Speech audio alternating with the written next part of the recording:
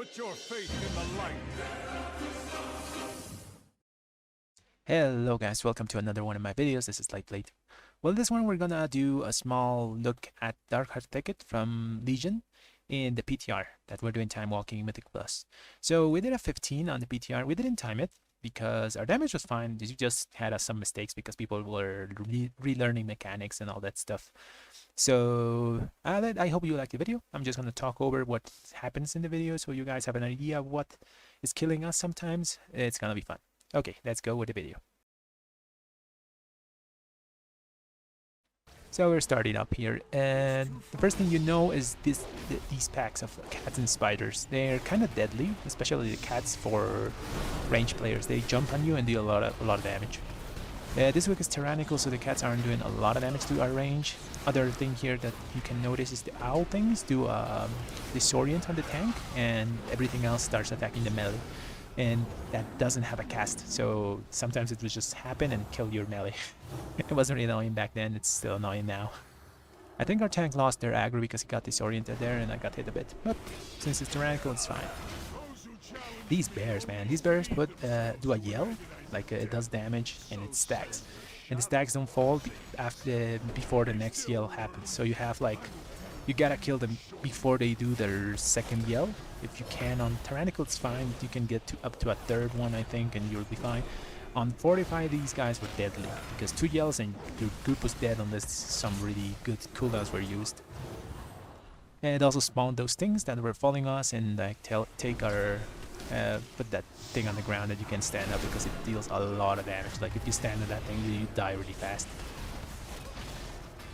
These casters aren't a big team. They just do their despair thing. That is kind of a necrotic effect on your tank, but they die really fast. And the other cast is just a small. It's an AOE that puts stuff on the ground that we didn't let anyone go, like any of the casts go here. Okay, so these birds do a charge, a front charge, that charge. Yeah, you see that?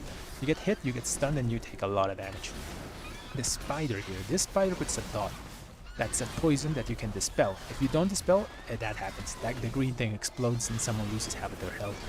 I could have dispelled that, but I forgot, and I just remembered now. So also it was on the monk, so I think he can dispel poisons. I don't remember that. The monk dispel poisons. I think it's only the seas that he can do. Anyways, that's the spiders. So there's some of those spiders in this pack as well. So our tank goes crazy here. He gets everything. Okay, so we have AOE damage. We got Paladin, we got the Hunter and Monk, so we're gonna do a lot of damage here. But the cats are going to start killing our range. You see there? The cats killed our Shami. And the poison killed the spider poison killed the Hunter. Now we're dying to bursting. But I used bubble so I can survive a bit longer. I tried to finish the pack, but I think I die here. Yeah, I died. So that's a risky pull because first of all, we were not dispelling the poisons. That's my bad. And second of all, those cats insta-killed our Shami. So range on that pack have to, if you do that big pull, and it's a fortified setting, you gotta put something on your farthest range player because normally those cats will go to the farthest player, and if not, they will get one shot if the 2 cats decide to go at the same time. Okay, here we just, I think we skip this pack and just go to the next. There, as you can see, the Legion design of dungeons is different from Shadowlands because there's, even though this place is kind of linear, there's a lot of trash that you can pick from. Like, there's a ton of trash here, and there's a ton of trash behind those rocks and everything. So you can actually go, I think maybe 300% on trash here. You can just pick whatever you want. But, in Legion, there was a really cookie-cutter path that most people took, and I think it's gonna be the same here. After people play a bit in Legion, when it goes live, people will just do the old path again. So this double bear pack, this was deadly. You had to use cooldowns if it was a fortified key, even though the boss is next. Because if these guys do each one does a yell. When that yell, it stacks. So you get 1, you get 2 the next, and you get 4 after that. And then you're dead because 4 roars just destroy your group. I think I took 1 here, and we took 2. We survived 2. But if we took 1 more, then we were all dead. Also, those red things on the ground are taking all the space. And if you step on that thing, it does a lot of damage. It does ticky damage, but it does it really fast. Nice, we didn't get a third yell. Normally people skip this pack before. We had something called the Pylon, Resuscitation Pylon or something like that. So everyone would just die on the side and just rest with the Pylon, like a mass group rest after everyone died. You had to stand on it, you know. But it was really fun to have. Or you could use a hunter that pulls it to one side and things dead or everything or anything. Okay, so this is the new Affix that they're putting in the Legion Time Walking. This it spawns like a demon general, and it spawns different small demons that are like similar to the main general. So this one is an Arachne, I think. Yeah, it's the those spider ladies. So she spawns spiders and those little nets that you can see on the ground.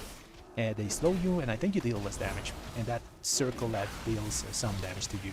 Doesn't do that much, you know, you just ignore it. It's just AoEing these little spiders. The tank has to get a bit of aggro. This hurts just a bit. I think I lose, yeah, I barely lose health there.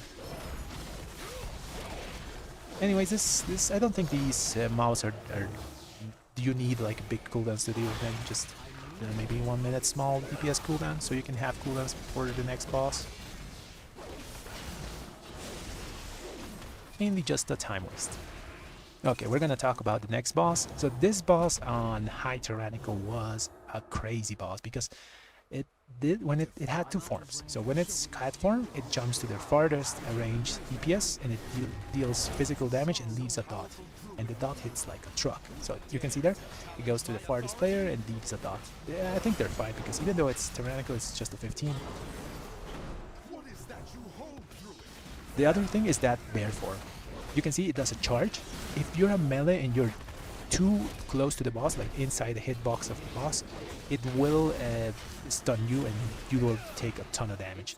So that what you want to do if you're a melee when you're doing this dungeon is to just stay a bit far away from the hitbox of the boss, in case he turns into a bear so you don't die. Other thing he does is he spawns the same things the bears do, the little like those ghost guys that put stuff on the ground. Normally your range will take care of them, just cleave them down so they die. If they reach melee, obviously you have to kill them as melee because you don't want to lose a lot of terrain, especially on high keys. You may lose a lot of space here, but it's better to just kill those with passive cleave.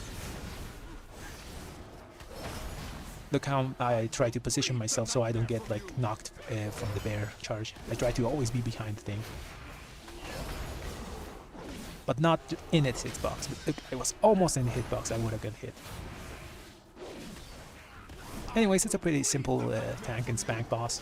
There's not many things to do here except control the dot. Your healer has to heal a lot the player that's taking the dot. And if possible, they should be able to like take turns on taking the dot. So one healer comes in, the other DPS goes out, and something like that. You can also use bobs or other external things to help your DPS or healer that's taking a lot of damage. Here I have a small delay in the FPS because of the PTR. Okay, the next trash packs are kind of uninteresting. Those little plant things do some stuff on the ground that does damage, and the Dryad just throws a poison.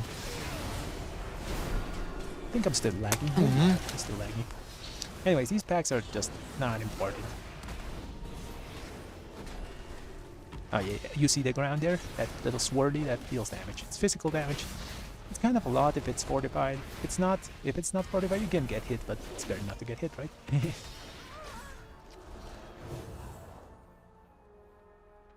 So after we kill that, we go to the plant area. So there's a lot of trash here. There's trash behind the buildings. This is the skip that was normal, like every group did the skip. You didn't play that pack on the left. Everyone did. That's the jump. And you fought these plants again alone. You don't want to take the plants with those keepers of the grove, those big centaur guys, because they heal. So they heal the plants, and basically they are unkillable while the centaur is up. So you want to fight these plants alone, and then fight the centaur guys by themselves, so you don't like lose DPS on the plants.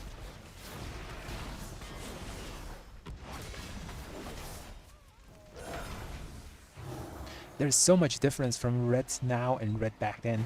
Red now doesn't have good sustained damage, but in Legion we actually had nice sustained AoE damage and single target damage because we stacked a lot of haste and there wasn't a target, not a target cap. There wasn't a target cap, but also there wasn't a stat cap, like stacking a lot of one stat diminishes like now we have. So we stacked a ton of haste and a ton of crit back then, so we could do like a lot of sustained damage. We also had spinning hammers, like a divine hammer I think it was called, the thing that spin around us. It worked like emulation aura for demon hunters and it did like respectable damage. It was a replacement for our blade of justice, so it generated holy power and also gave us sustained AoE DPS. On top of that, we also had a divine toll like effect on every judgment. So whenever you threw a judgment, your artifact weapon had a trait that made the judgment jump up to, I think, 10 targets or something like that. It was really good because you have judgment debuff on 10 targets, so you had a lot of sustained DPS with your divine storm. Also, judgment worked differently. It wasn't a buff that you consumed, it was a buff that the target took extra damage for 10 seconds that the judgment lasted. Anyways, as you can see, those packs put giant mushrooms, the keepers of the grove. So normally your tank will try to burst those mushrooms, or as you saw me there with my divine shield, I just stepped on them, so I made them explode so we had more room. That's basically it. Just kill the creepers first, and if you have plants, you have to kill them later. This is more of those plants and dryad things. After this, there's some mobs that do fear. You have to interrupt casts. Normally the tank would just pull them all, and just in Legion we had a lot of stuns, so we could stun lock these things and silence them and then a lot of stuff. And now we don't have that many AoE stuns or silences that we had before. So you have to keep track of that cast. If that cast finishes, the person that was will get feared. And after you get feared, you can go pull other stuff and bad things happen, you know. Also, you take quite a lot of damage from that channel.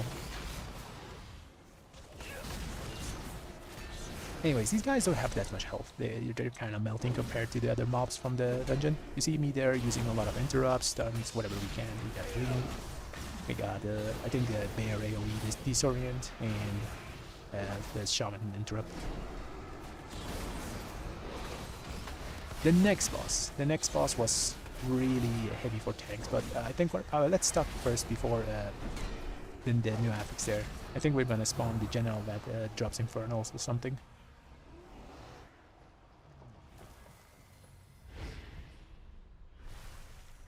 So yeah, there's one of these things before every boss. I think this guy is the infernal guy. Oh, it's the eye guy. So this guy does a beam to a targeted player. We didn't get hit, so I don't know if it will one-shot you, but it's better not to let the beam go, because it's the only ability that this guy does that seems like important. Oh, he also does that slow, and with Spirit of Paladins, we can listen afraid of it.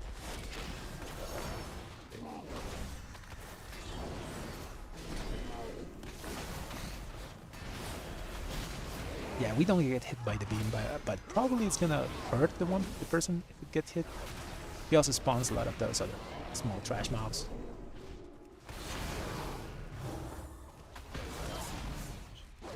So we take care of those. Pretty easy mini boss.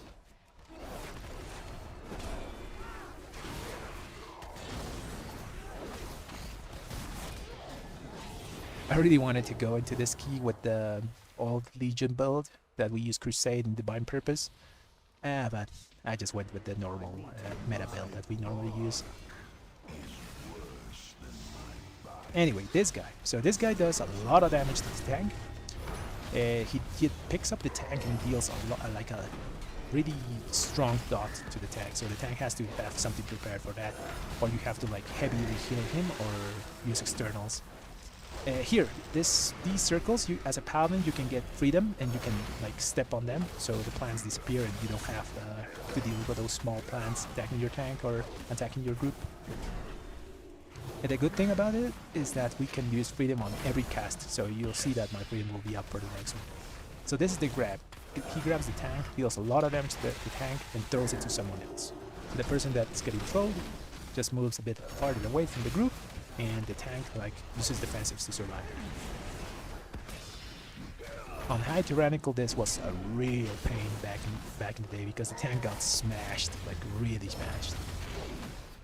Also, this thing, if I'm not to remember, I tanked this place. I tried to bubble the thing; it still did damage. So I don't think you can bubble the grasping grip. He also does that stomp that everyone knocks everyone else. I think everyone knew what we were doing here because we didn't have a single plant spawn. Or we just killed all the things. I think I got all the circles with my freedom. And the Druid got theirs with the change form. I think monks can also step on it and just use their snare removal.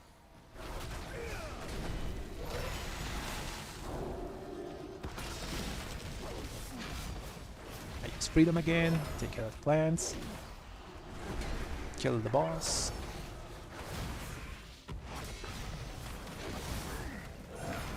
So this place is not like you don't get a set item level like in other time walking things. You just use the gear that you normally have.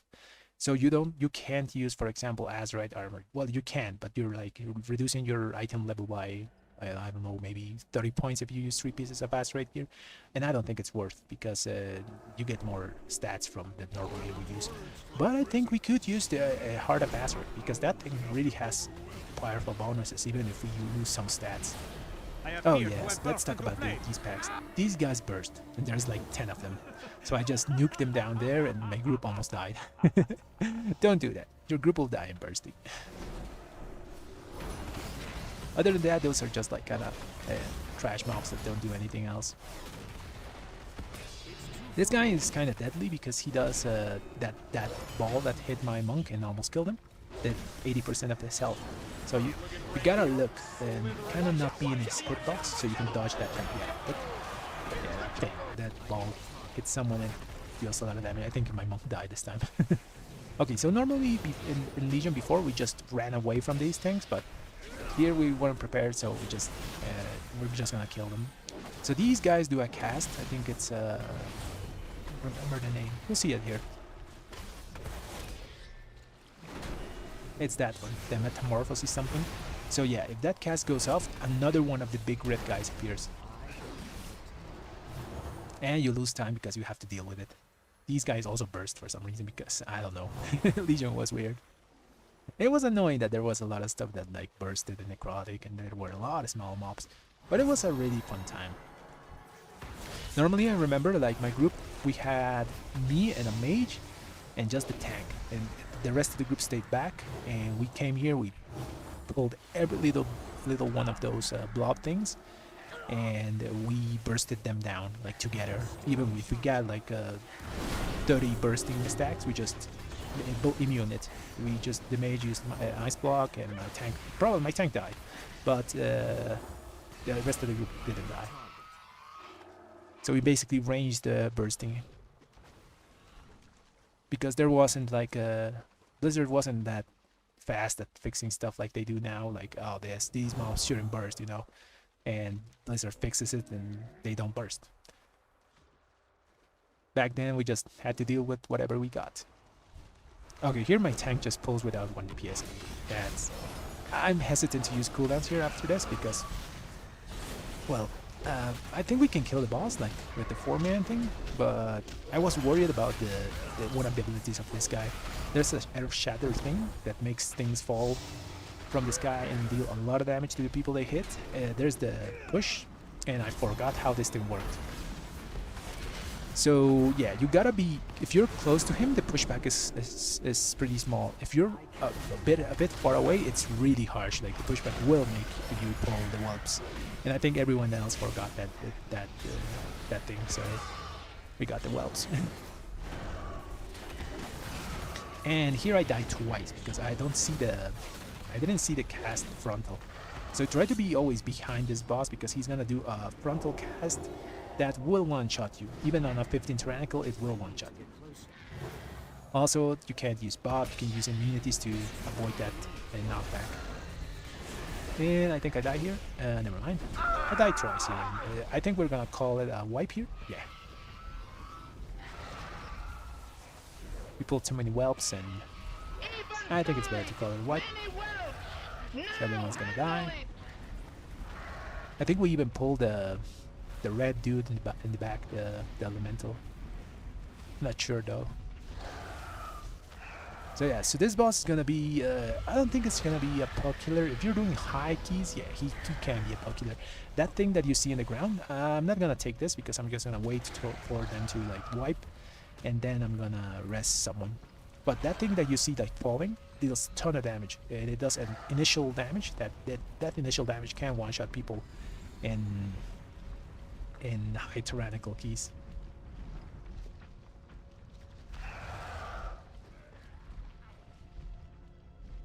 Also, yeah, we pulled the red guy back there. Okay, now I accept this and rest someone. But some people release. So this place doesn't have a like a good respawn point. You respawn like really far away.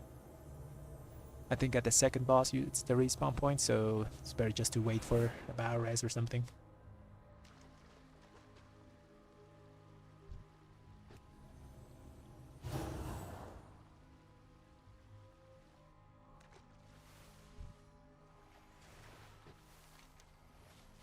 And now we do it again. And I also die here, I think. Yeah, I die once more to the breath, to the frontal breath. I was really worried about the thing that falls from the sky, but I think the breath is more important, and I was a bit focused on other stuff.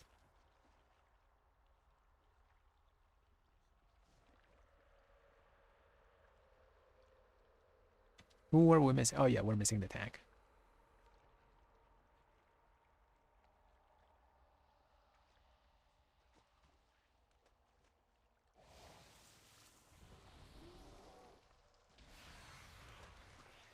And here we go.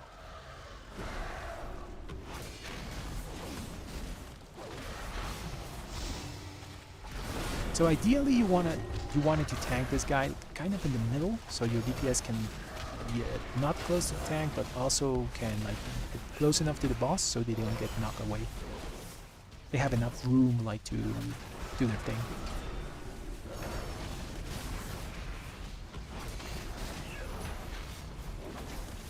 Like you see, if you stay like really close to the boss, you don't get knocked back.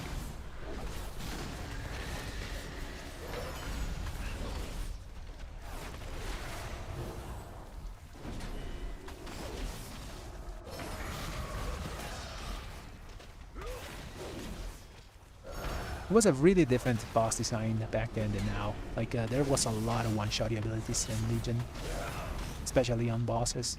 But normally it was just once per encounter, so if you had like one immunity or something like that, you could like pass that thing. So here I die because I dodge the thing and I don't dodge the breath. Oh, I die.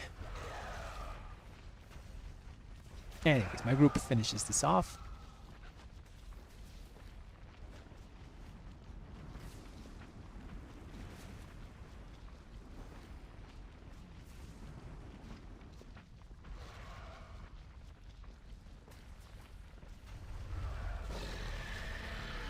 I remember I spent a lot of time in this dungeon because I wanted one of the relics from this place that increased the duration of Avenging Wrath in Legion. So I spammed this place like crazy. Also, you didn't have to do like the max level of the dungeon to get the max rewards. You could do like a 9 and the max rewards were at 10. So if you did a 9 and you 2-chested the 9, you got the rewards from the 9, from the 10, and if you 3-chested, you got the rewards from the 11 again. 11 key. It was a different system. After that, they started nerfing the chests and the rewards, and eventually we got to the place we're now, where there's only 3 pieces of loot at the end, and only 2 if you... I mean, there's only 2 pieces of loot at the end, and 1 is downgraded if you miss the key. Okay, so they forgot to res me here.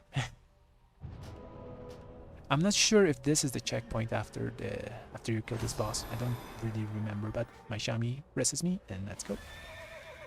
So this trash mob is... These trash are kind of dangerous. They are all demons, so you can stun them with Wake of Ashes. They do a lot of fire cast, and if you see a red thing under you, you better like use a defensive because it's gonna do a lot of damage. So yeah, that red thing under you, it's better to use something like to avoid the damage. This is a considerable amount of damage, even though it's fortified. So I get it again, and I use shield. Yeah.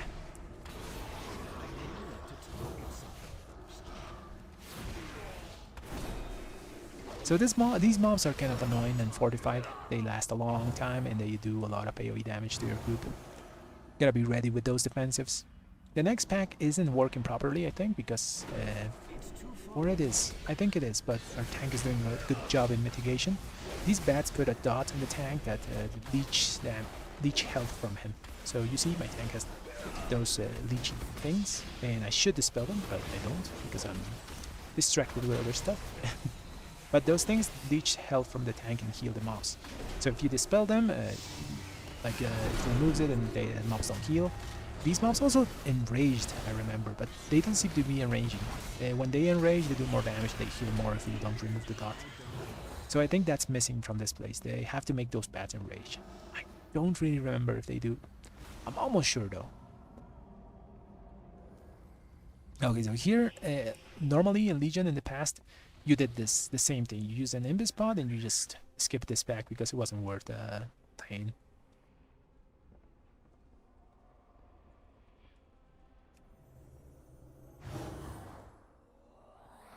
So I think we all Imbus and we're gonna do the mini boss. I think this guy is one of the fell commanders that does stuff from the sky. Throws infernals and all that stuff.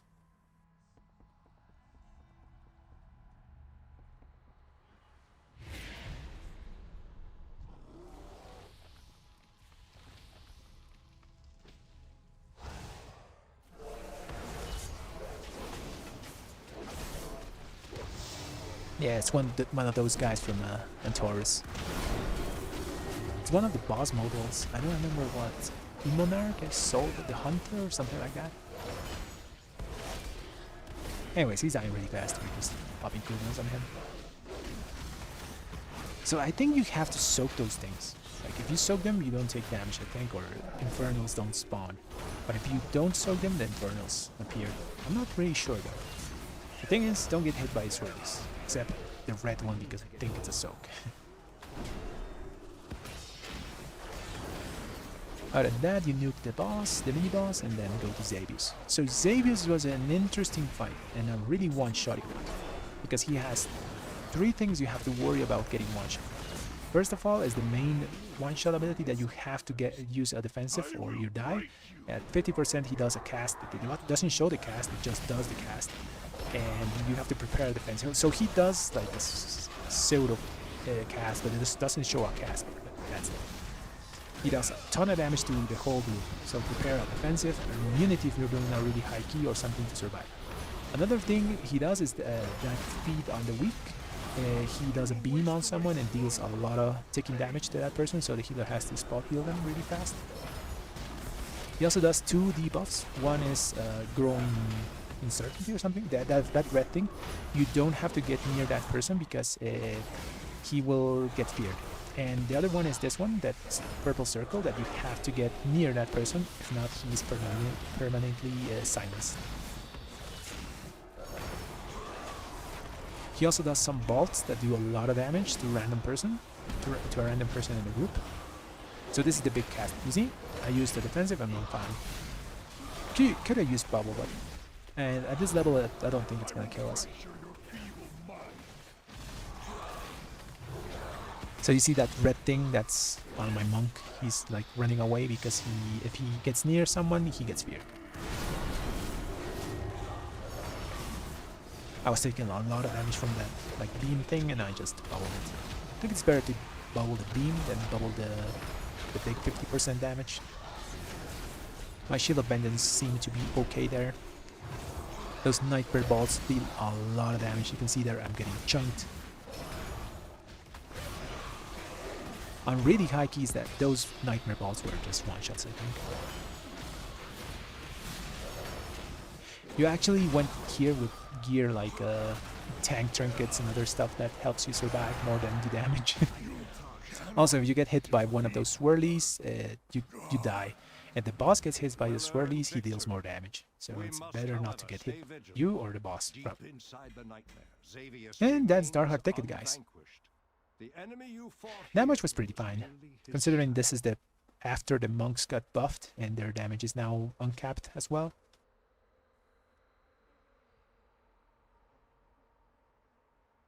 Divine Storm is doing a pretty nice amount of damage now. It's almost the same as life though, so I don't think it's because I didn't really feel the uncapped effect in this dungeon because there's not many uncapped packs. But I think, yeah, Divine Storm, when we get to do big packs, is gonna do a ton of damage. So guys, that's Darkheart Thicket. I hope you like this small walkthrough the dungeon. I know it's not a guide or something, it's just something interesting to look forward, you know? And I'm gonna be doing a lot of Mythic Plus dungeons when 9.15 releases, especially a lot of Mythic Plus from Legion. Okay guys, so thanks for watching. If you like this content, subscribe to the channel. Goodbye.